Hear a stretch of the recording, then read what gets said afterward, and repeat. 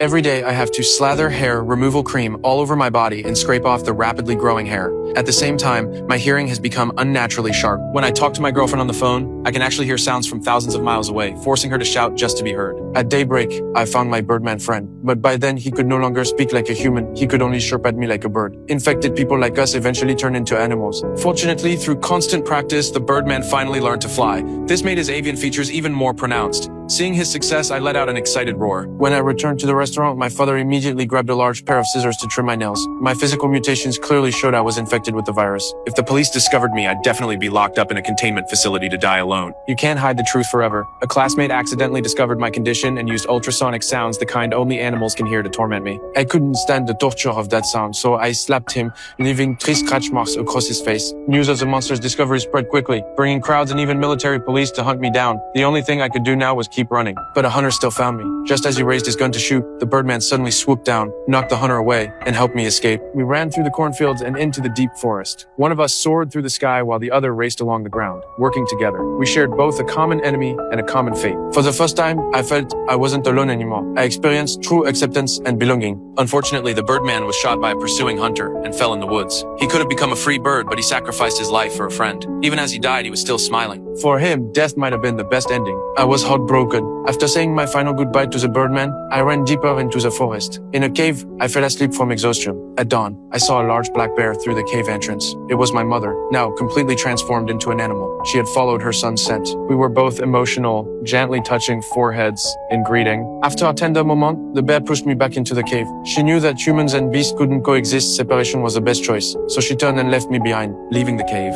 I unknowingly wandered into a gathering place for animals. There were half-human creatures with pig snouts, pythons covered in patterns, ugly sea lions, slender stick-like creatures, and adorable lizard people. They had bodies of indeterminate species, living in harmony with the green forest. It was like an animal kingdom. This place was both a human world and an animal paradise. But then, smoke grenades flew in, and the beautiful paradise quickly became a graveyard. Because the mutants had attacked humans, the government sent troops to completely eliminate these transformed beings. No matter how powerful these beast people were, only destruction awaited them. Since I still looked human on the outside, I was sent back to the police station. The officers knew me and my father, and said I could leave after signing a guarantee form. But I could no longer write. Watching my father shed tears of despair, I bared my fangs at the police. Just as the officer was about to draw his gun, my father quickly knocked him down. Seeing the man unconscious, he immediately grabbed a stamp and pressed it onto the guarantee form. With that document, he got me out of the police station and drove toward the deep forest. In the car, my father and I chatted and laughed together. Maybe we both didn't want to hurt each other, so we talked about happy memories from the past.